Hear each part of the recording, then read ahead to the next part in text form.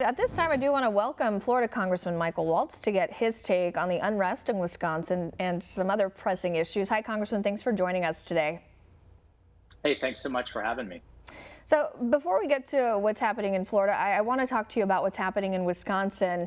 As I just mentioned, Democrat Governor Tony Evers calling in the National Guard there to help quell the violence following that shooting of a black man by police. Now, speaking not just as a member of Congress yourself, but as a National Guard colonel, do you think leadership in the state of Wisconsin took the right action?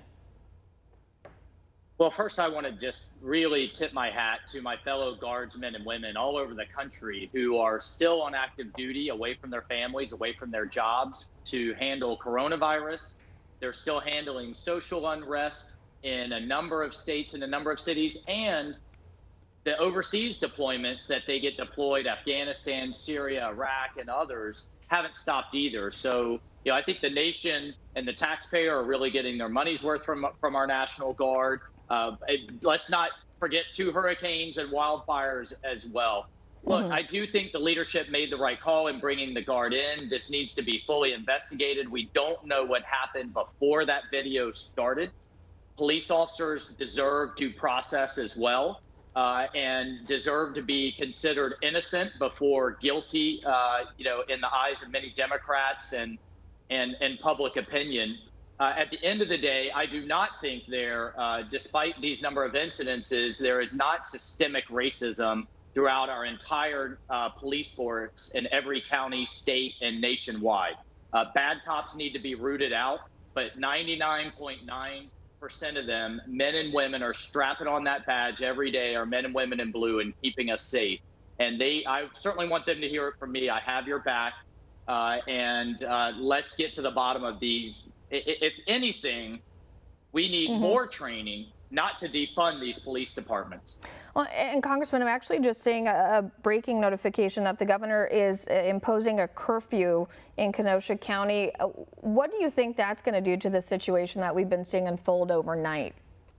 Well, I think as elected leaders, we need to tamp down the emotion, and we need to let the other side of the story come out. And if it turns out that those police officers either violated police policy, they should be terminated. And if they broke the law, then they should be prosecuted in accordance with law. But again, they are innocent until proven guilty. And I think the curfew is the right move. The National Guard is the right move. What is not, what we do not need to see is continued looting and violence, attacking businesses and other innocent Americans who had nothing to do with this. I want to shift gears to what's happening in Florida. There's a legal battle in your state over school reopenings. It seems to be getting a lot bigger, this legal battle. The latest ruling that we saw by a judge makes it so that schools can't reopen in person like Governor DeSantis ordered, at least for the time being. Going back to the judge's ruling, though, he said that it was unconstitutional for schools to resume in-person learning because the education department ignored safety of students and staff. So what is your reaction to that?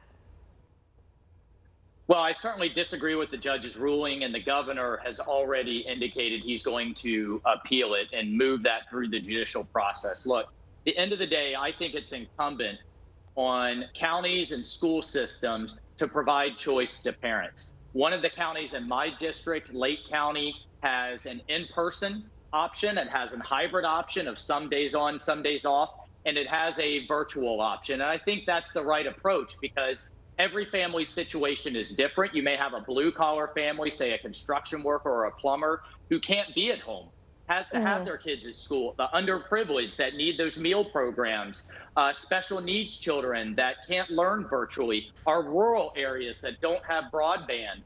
So I think you need, it is incumbent on us to provide those options, that menu of options. And then families are the ones that need to make those safety choices, not Washington, D.C., and not, state and federal governments. That needs to be decided at the family level, and the school systems need to do everything they can to provide choice. We in Congress have appropriated billions to help school systems with the supplies, the cleaning, the PPE that they need, and we're ready to actually appropriate more, but Speaker Pelosi won't come to an agreement. She's taking this all or nothing $3.5 trillion of her wish list approach that I think is really irresponsible.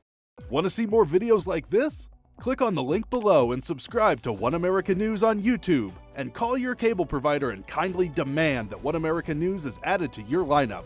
Call and subscribe today.